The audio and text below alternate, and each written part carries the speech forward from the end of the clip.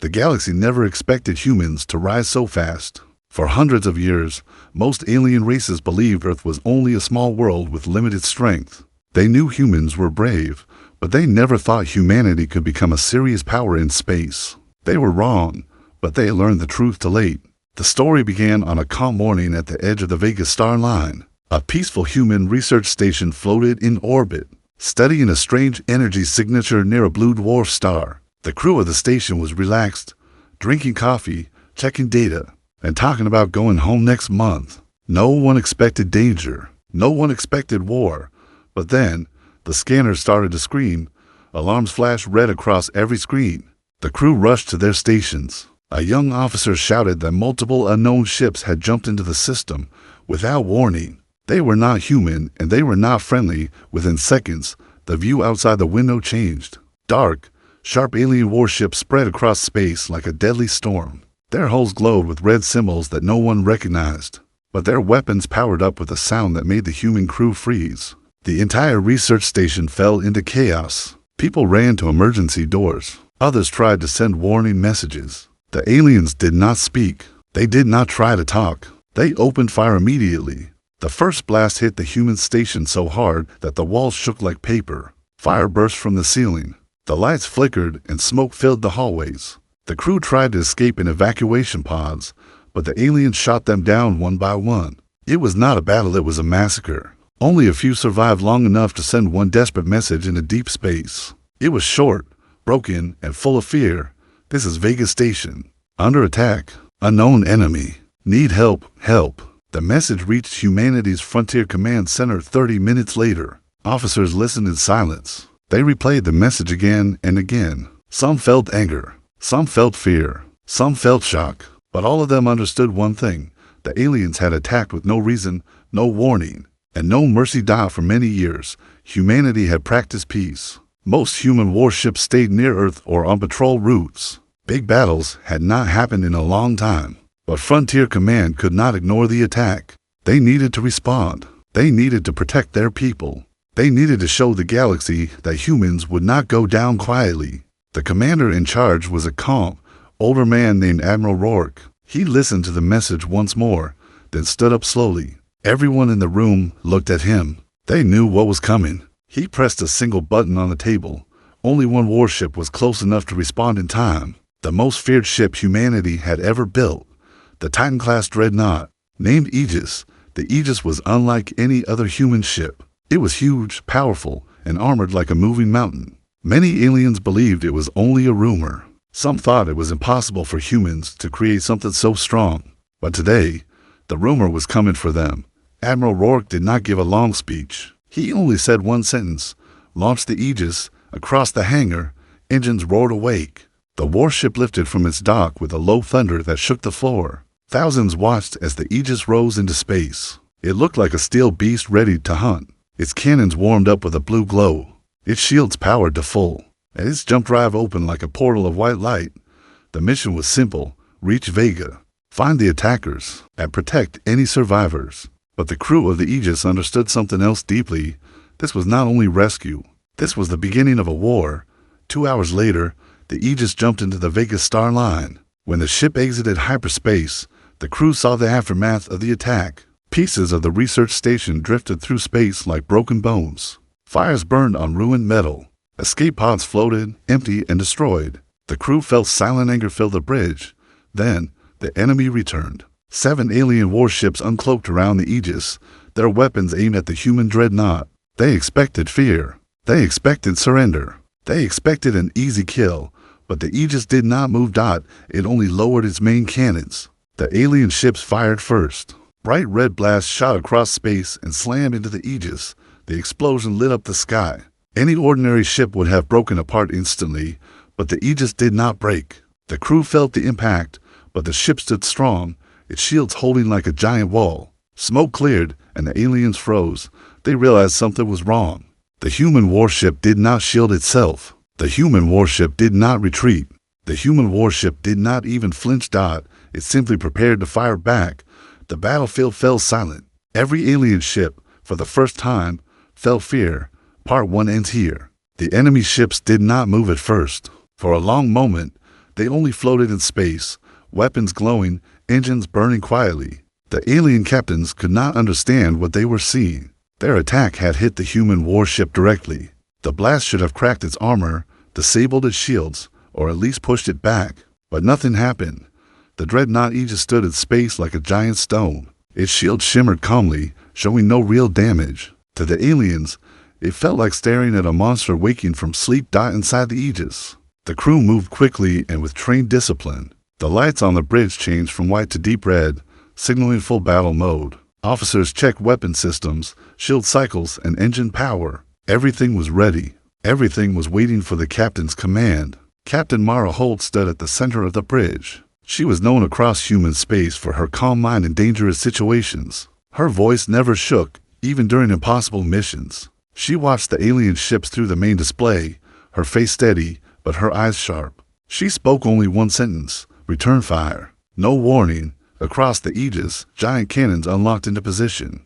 The ship's main guns glowed bright blue as energy filled their cores. The crew held their breath. They all knew what was coming, but seeing it with their own eyes always felt unreal. The Aegis fired. The sound, even in space, felt like thunder inside the ship. A huge beam of blue-white light shot from the dreadnought's main cannon and crossed the distance almost instantly. The beam struck the nearest alien ship dead center. The alien ship did not explode. It simply vanished. The energy beam tore through the entire hull like it was made of paper. The ship broke into glowing fragments that scattered in all directions. The remaining alien captains panicked and finally started to move. They spread out fast, trying to avoid becoming the next target. Their engines flared bright, their weapons firing again and again, filling space with angry red light. But the Aegis moved with cold precision. The huge ship turned slightly, its side batteries opening fire. Dozens of laser cannons shot thin blue streams of light that cut through the darkness. The beams hit the second alien ship and sliced off its wings before blowing its engines apart. Fire erupted from its back, and the ship spun helplessly before breaking into two pieces. Inside the enemy command vessel, the alien commander shouted orders, but his crew could barely hold their positions. Human firepower was far greater than they expected. Their sensors showed impossible numbers. The Aegis's shields were still at 98%. The alien commander hesitated. He had never seen a ship like this. He had never seen a ship take so much damage and ignore it. He realized they were fighting something beyond their understanding. But pride would not let him run. He ordered all ships to focus their fire on the Aegis's main cannon. The aliens fired together. A giant wave of energy blasts rushed toward the Aegis. The hit shook the dreadnought harder this time, making lights flicker on the bridge. A few consoles sparked, and an officer fell from his chair. But the ship held strong. The captain did not panic. She watched the damage report calmly, shields at 91%, her officer reported. The crew expected Captain Mara to smile. But she didn't. She only gave the next order: fire second volley. The Aegis's main cannon overloaded again, glowing brighter than before. This time, the alien commander started to scream for his ships to move out of the way. But it was too late. The beam fired again, slicing through the alien formation like a burning sword. The enemy ships vanished in a single flash. A third ship's shield shattered instantly, and its hull ripped open. Pieces of metal and flaming debris spun into space. The alien commander watched 3 of his warships disappear within seconds. His chest tightened. His mind raced. He understood the truth now. They had attacked the wrong species, on the bridge of the Aegis. The crew felt the tide turning. Hope grew in their hearts. Rage from the destroyed research station mixed with pride for humanity's strength. They believed they would win. They believed they would survive. But something unexpected happened. A deep, dark energy spike appeared on the sensors. The entire ship's warning system flashed at once. Officers gasped as they studied the screens. The signature was huge, larger than any alien ship present. Captain Mara looked up in surprise. She had never seen anything like it. A new ship appeared out of a black-red warp tier. It was massive, shaped like a giant blade, with red lightning crawling across its hull. Its arrival made the battlefield fall silent again. Even the Aegis paused its fire. The crew felt something cold in their chests. That ship was different. It was stronger, older, more dangerous. The alien flagship had finally arrived, and this time, it came prepared to fight the Aegis directly. The new alien flagship hung in space like a dark omen. It was nearly as large as the Aegis, but its design looked completely different from the smaller alien ships destroyed earlier. Its hull was made of black metal that reflected no light. Red energy veins pulsed across its surface, almost like the ship itself was alive. The moment it appeared, the battlefield changed. It felt as if the air had grown colder, even inside the Aegis. Every officer on the bridge stared at the sensors in disbelief. The energy reading from the flagship was off the charts. Nothing in the database matched it. No records, no warnings, no reports. It was something humanity had never seen before. Captain Mara Holt narrowed her eyes. She sensed danger, not normal danger, but something bigger, something hidden. She kept her voice steady as she asked for analysis. Scan that ship. Full spectrum, the officer at the console tried. His fingers moved quickly across the screen, but the results confused him. He repeated the scan, then a third time. It's blocking our deep scan. Captain, he finally said. Their technology is stronger than expected. I can't read its weapons or shield levels. Captain Mara did not show any fear, but she felt a tightening in her stomach. A ship that size, with unknown weapons, was a risk. A big one. Outside, the alien flagship slowly turned to face the Aegis. Its red lights grew brighter. Then, without warning, a deep vibration rolled across space. It felt like a strange heartbeat. The smaller alien ships quickly moved behind it, forming a protective formation. They were hiding behind their leader now. The alien fleet had gone silent, completely silent. They were not firing. They were waiting. On the Aegis, everyone could feel the tension grow heavier with every second. A young communications officer suddenly shouted, "Incoming transmission." Captain Mara raised an eyebrow. From the flagship? Yes. Put it through. The screen flickered. A shadowy figure appeared, tall and thin with glowing eyes. Its face was mostly hidden, but its voice was cold and sharp, like metal scraping against stone. "Humans," the alien commander said, "you are not expected to respond this quickly. Your warship is impressive." No one on the bridge replied. They waited. "But understand this," the alien continued. "You have entered a conflict far beyond your place. Surrender the dreadnought now, and your species may survive the coming era." The words carried confidence, too much confidence. It sounded like someone used to winning every war. Captain Mara finally spoke. Her tone was calm, firm, and direct. "You attacked our people without warning. You destroyed a peaceful station. You murdered civilians. And now you want us to surrender?" The alien tilted its head slightly. "Your people were in our expansion path. You are a young species, weak, easily removed." One of the Aegis officers clenched his fists. Another whispered angry words under his breath. The entire bridge filled with quiet fury. Captain Mara did not raise her voice. She simply answered, "We do not surrender." The alien's glowing eyes narrowed. "Then your world will be taken by force." The transmission ended instantly. For a while, no one moved or spoke. The silence felt heavy.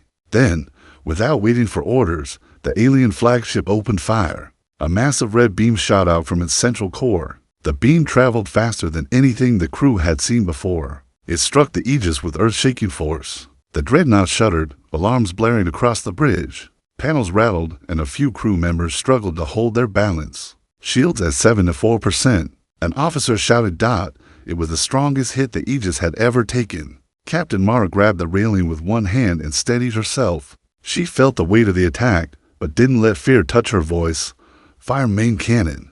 Full charge, the Aegis responded instantly. Its main cannon lit up with blinding energy. The bridge filled with blue-white light as the ship prepared to unleash its most powerful attack. The crew braced themselves. Then the Aegis fired. The massive energy beam rushed forward, straight toward the alien flagship. The impact lit up the darkness bright, violent, shocking. The blast wrapped around the flagship in a swirl of blue and silver. Smaller enemy ships were pushed aside by the shockwave. But when the light finally faded, the alien flagship was still there, not destroyed, not even broken. A thin smoke rose from its black hull, but the ship remained in one piece. Its shields had held. On the Aegis bridge, the crew stared in disbelief. The alien flagship slowly turned again, facing the human dreadnought directly. Its red lights flickered, almost like it was smiling, and then it began to power up a second, even stronger shot. For the first time in the battle, the Aegis crew felt a trace of fear. They realized they were fighting an enemy who had built a ship specifically to challenge giants. Specifically to challenge them, the alien flagship charged its second shot. and the space around it twisted like a storm pulling energy from every direction. Red lightning crawled across the black metal plates. The glow grew brighter, hotter, more dangerous. The crew of the Aegis could feel the pressure even from a distance. It felt like they were standing in the path of a volcanic eruption. Captain Mara Holt watched the rising energy on her display. The readings were not normal. They were far higher than what any human ship could produce. Enough power to destroy a small moon. Enough power to destroy the Aegis if they weren't careful. Prepare all defensive barriers. She said. Officers moved quickly. Shield capacitors overloaded. Auxiliary generators activated. Emergency power rerouted to the front hull. The ship vibrated as systems strained under the sudden energy flow. The alien flagship fired. This time, the beam was larger, almost twice the width of the first shot. It roared across space like a red river of fire. It hit the Aegis with brutal force, slamming into the shield so hard that the entire ship shook from front to back. Consoles sparked. Lights flickered. Several crew members fell to the floor, shields down to 58%. Someone yelled. The bridge shook again as secondary blasts hit the hull. The noise echoed through the corridors like thunder. Metal creaked. Pipes hissed steam. The Aegis had survived, but just barely. The crew realized something terrifying. If the alien flagship fired that beam a third time, the Aegis might not withstand it. Captain Mara tightened her grip on the railing. Her mind worked fast, calculating options. The enemy's weapon had a charging cycle. They needed to strike before it fired again. They needed to break the flagship's shield and hit its core. Maneuver us in close, she ordered. The helm officer hesitated. Captain, close range puts us directly in their next shot. Exactly, she replied. At close range, their weapon becomes slower. They won't risk hitting their own ships. Move us in. The officer swallowed hard, but obeyed. Engines roared. The massive dreadnought began moving forward, not away from danger, but directly toward it. The alien fleet noticed instantly. Several smaller ships rushed to block the Aegis's path. They fired rapid shots, trying to slow down the human warship. Explosions burst across the shield, scattering sparks. But the Aegis did not stop. It pushed through the fire like a titan stepping through rain. On the alien flagship, the commander watched with growing confusion. He had expected fear, retreat, desperation, but instead, he saw a massive human ship advancing directly at him, unafraid of destruction. Human logic is flawed, he muttered. The Aegis cut through another barrage. Its side cannons opened fire, blasting apart the escort ships in seconds. The explosions lit up the darkness like miniature suns. The path cleared. The distance closed fast. Inside the Aegis, tension grew heavier. Officers felt sweat on their hands. Engineers worked desperately to keep the shield stable. The whole ship felt alive, moving with a single goal. When the Aegis reached close range, Captain Mara gave the order, all guns, fire everything. The dreadnought unleashed its fury. Dozens of side cannons erupted at once. The main cannon charged. Missile bays opened and launched a storm of explosive rounds. Every weapon fired toward the alien flagship shield. The space between both ships turned into a blinding storm of blue, white, and red light. The alien flagship shield took the hits, but started to flicker. The impact was too strong, too close. The black metal hull began to glow from the heat. The alien commander shouted orders, trying to stabilize the shield. Sparks erupted from his control panels. His crew panicked. The pressure was overwhelming, but the flagship was not finished. It activated a secondary weapon one the Aegis had not yet seen. A wave of dark energy burst outward, pushing the Aegis back several meters. The shockwave hit the human ship's shields like a hammer. Officers gripped their chairs. Someone screamed as sparks flew from a broken console. Shields at 42%. Came the report. Captain Mara didn't look away from the screen. Keep firing. The Aegis continued its attack, pushing harder. The alien shield flickered faster now. Sections of it collapsed, exposing parts of the dark hull. The enemy flagship shook under the bombardment. But then something unexpected happened. A hidden panel on the alien flagship opened, revealing a strange device, long, metallic, humming with unstable energy. It pointed directly at the Aegis. The alien commander spoke through a private transmission, his voice low and cold. Your bravery is noted, humans, but your warship will not see another sunrise. The device charged instantly, faster than the main weapon. Inside the Aegis, the sensor screamed. No one had time to react. A beam of black energy shot from the alien flagship and hit the Aegis directly in the center. It bypassed the shields completely. The giant dreadnought shook violently, then the alarms changed pitch, and the Aegis crew realized something terrifying. The enemy's new weapon had shut down their main cannon, the one weapon they needed most. The moment the black beam struck the Aegis, the entire ship fell into a strange silence. The lights dimmed, the engines hummed unevenly, and the main cannon, its strongest weapon, went completely dark. The crew stared at the blank energy readings, their hearts sinking. They had never seen a weapon that could shut down a human dreadnought's core systems. Engineers shouted across the bridge, trying to make sense of the damage. Something had not been destroyed, it had been disabled. That alone made it more dangerous. Captain Mara Holt stepped forward. Status of the main cannon. The weapons officer looked pale. It's not responding, Captain. It's like something is draining the power from inside. I can't restart it. Another officer checked auxiliary systems. Backup lines are also blocked. Something is interfering with the internal conduits. Captain Mara understood immediately. The alien flagship's new weapon wasn't meant to destroy on impact. It was meant to cripple. The Aegis still had shields and secondary weapons. But without the main cannon, they were fighting a giant with only one arm. The alien commander knew it, and he was waiting for the exact moment to strike again.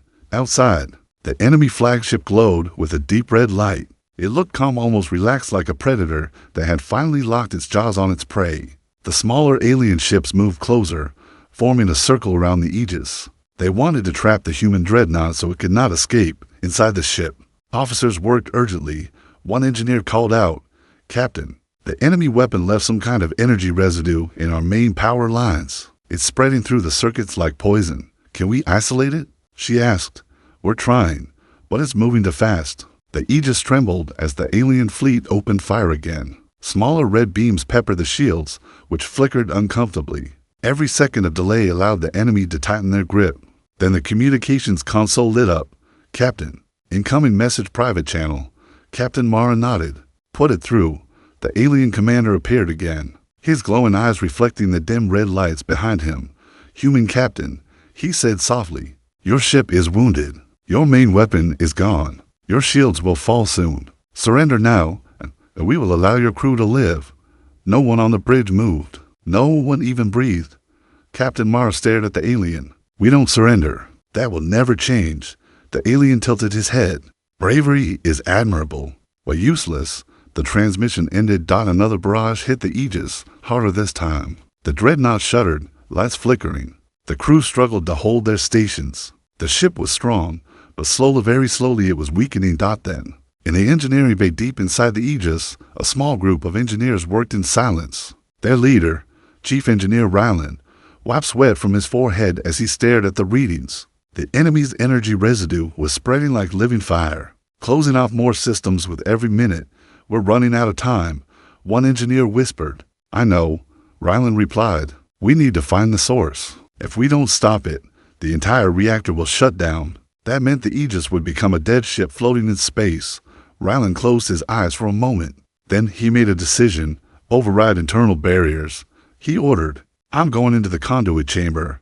The engineers froze. The conduit chamber held the ship's raw energy channels. Entering during a contamination event was dangerous. If the alien residue reacted violently, it could kill anyone inside instantly. "You can't go in alone," an engineer said. Ryland shook his head. "If I don't, we all die." He grabbed a protective suit and moved quickly toward the chamber. Back on the bridge, Captain Mara monitored the failing systems. Another series of explosions rocked the Aegis as smaller alien ships circled them like wolves. The crew did what they could, firing back, rerouting power, trying to keep the ship alive. "Shields at 33%. Someone shouted. Captain Mara's mind raced. They had minutes, maybe less, before the Aegis became vulnerable. In the conduit chamber, Ryland entered the glowing, pulsing heart of the ship.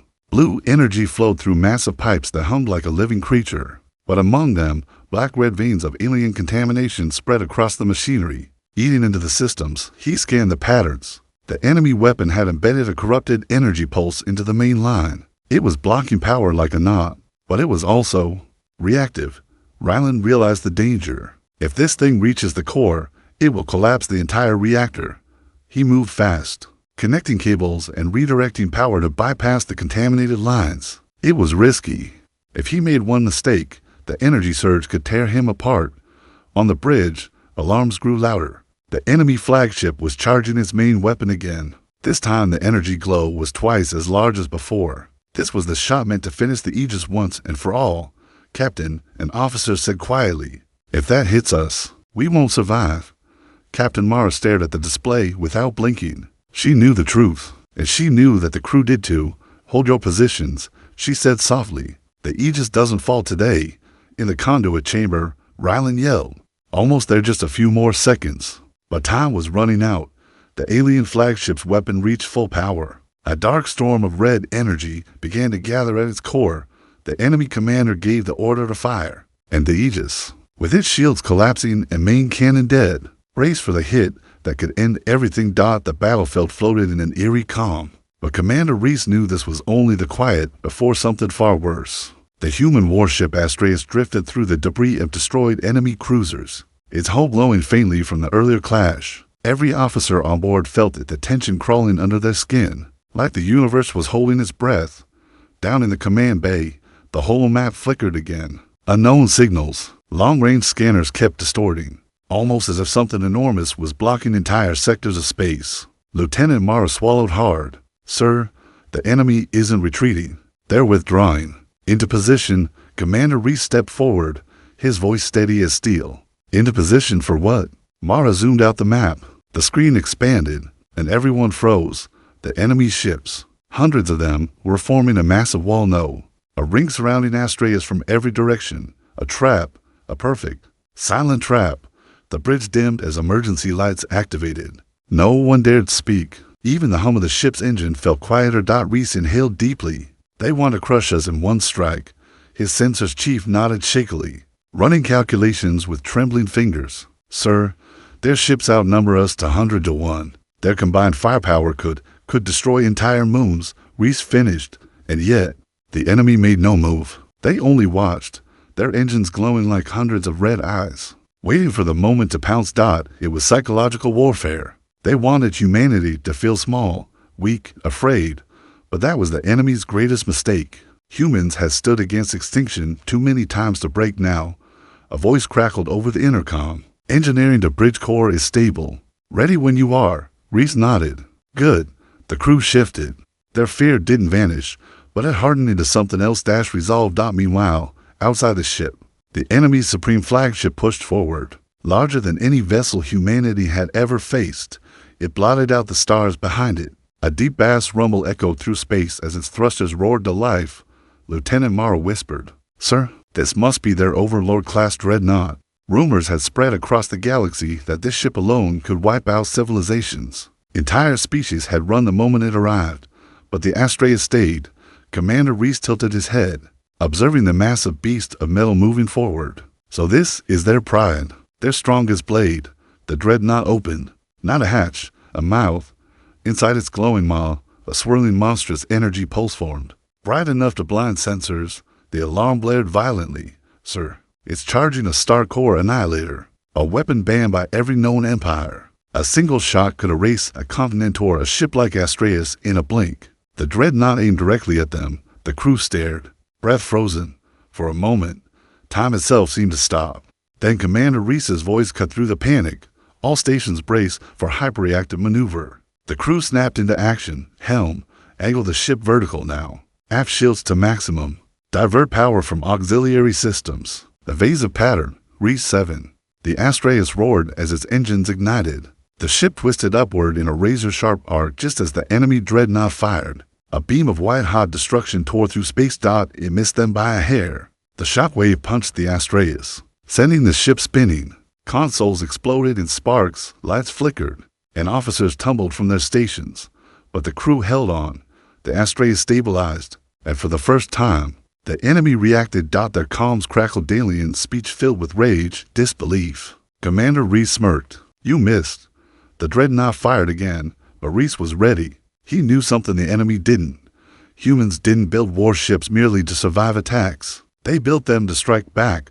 Mara, Reese ordered, lock onto that weapon aperture. Her hands flew across controls. Target locked. Fire. The Astreus unleashed a hypercharged lance of plasma directly into the dreadnought's exposed mouth. The shot burrowed inside straight into the charging chamber. A brilliant explosion erupted from within the enemy superweapon. Shockwaves rippled through the battlefield, forcing enemy ships to scatter. The dreadnought's glow sputtered violently, then boom!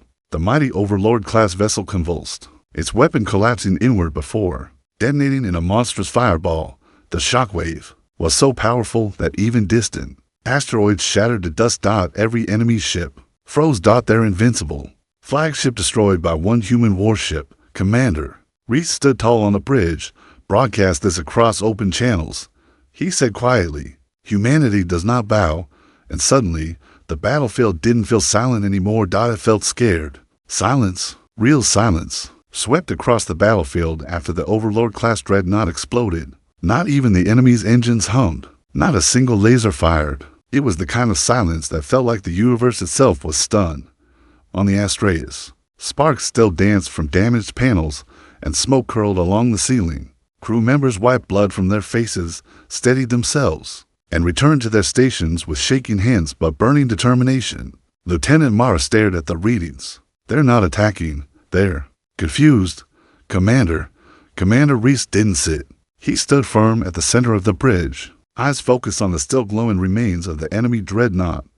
"They lost their pride," he said calmly. "Now they're deciding whether to run or die trying." A sudden beep cut through the air. Mara's eyes widened. "Sir, incoming transmission." "But it's not from any ship. It's a wideband broadcast." "Put it through." The screen lit up with static first, then formed into the image of a creature unlike any they'd seen. Tall, metallic skin, for eyes glowing with hatred. This was no commander. This was their High Strategos, the supreme war leader of the enemy empire. His voice shook the bridge. "Human commander, you have destroyed what no species has ever touched. You have humiliated our empire." Reese didn't flinch. "Stand down. And this war, before more lives are lost." The alien laughed, a chilling, metallic sound. "You think this battle is over?" His eyes burned brighter. "You have only destroyed our outer sphere." The screen zoomed out, revealing something enormous behind the Strategos. Something horrifying. A shadow. A structure. A weapon so massive it made the dreadnought look like a toy. Reese leaned forward slowly as the image sharpened. A superstructure made of black alloy and pulsing crimson lights. A station capable of wiping solar systems clean. The enemy's ultimate weapon, the Exterminus array. The crew gasped. Not in fear, but in shock. Lieutenant Mara whispered, "That thing. It's big enough to eclipse a small star." The alien Strategos continued, "We never intended to use the ray against your kind. You were insects, not worth the energy." Its expression hardened into something deadly. "But now, humanity has declared itself an enemy worth exterminating." The transmission cut, and the darkness outside shifted. Because the ray was charging, Commander Reese clenched his fists. He knew the truth. Astraeus couldn't win a direct battle against a weapon of that scale. But humans didn't survive because they had the biggest guns. They survived because they adapted, because they thought faster, because they never surrendered. Reese turned sharply. "Me engineering." A voice crackled over comms. "Engineering here. Prepare for a core override." The engineer hesitated. "Sir, if we override the core, the ship might." "I know," Reese said softly. "The core override would unleash a burst of energy, powerful enough to disable the ray's outer shield. But it could also overload the Astraeus reactor. A suicide move." Mara stepped forward, eyes wide. "Commander, there must be another way." Reese didn't look at her, not because he ignored her, but because he couldn't let his resolve waver. "This ship stands between humanity and extinction," he said. "We do what we must." Outside, enemy ships began forming a defensive phalanx around the Exterminus array. Hundreds, thousands, like a sea of red lights, guarding their god weapon. But then a ping from sensors. "Sir." The comms officer's voice shook with disbelief. "Human reinforcements emerging from FTL." Everyone froze. Lines of blue light streaked into the battlefield like falling stars. One by one, human warships ripped out of FTL space and fanned across the sector. Destroyers, cruisers, flagships. Humanity's most elite fleets responding to Astraeus' emergency beacon. The largest ship appeared last. A titan of steel and fire, the HSS Vanguard. Humanity's command dreadnought. Its captain's voice thundered through comms. "Astraeus, this is Vanguard. You are not alone." For the first time since the battle began, a spark of hope flickered across the bridge. Commander Reese exhaled slowly. Maybe they had a chance. but their ray was almost ready. Mara looked at Reese, waiting for his order. He gave it. Signal the fleet, he said. Form the human wall. Prepare for full forward assault. The lights dimmed. Engines roared. Human ships moved into formation, shining like a constellation of defiance. The crew braced themselves, because the next clash would decide the fate of not just Earth, but the entire galaxy.